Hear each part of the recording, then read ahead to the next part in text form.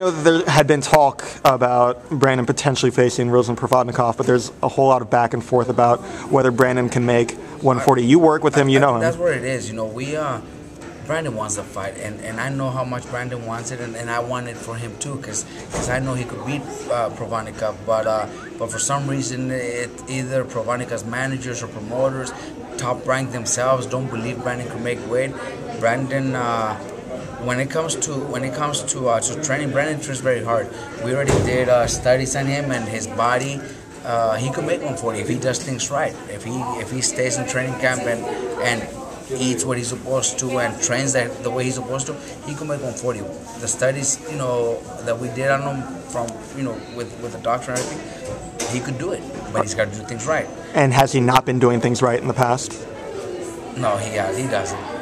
He doesn't, but this, he already knows how important his career.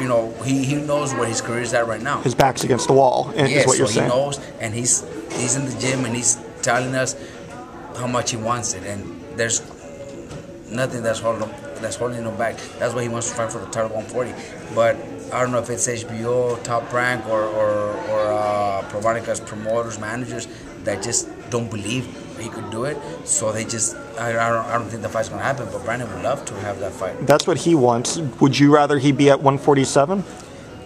If he does things right and stays and comes down to 140, I'd rather have him fight at 140. Why? But he's got to do, because he's a big guy. He's big. He's very strong. He's he's got a big advantage at 140 with whoever at 140. I think he's got a big advantage over any 140 pounder. And but like I said, he does have to do. It won't be easy. It won't be easy. Does that also mean you staying on his ass about some of the things that he hasn't been doing? We would have to. We've already talked about it with my assistants and in the gym. We would have to do training camp where he's staying with us in the house. We're with him 24/7, because if we're not with him, then we'll have trouble.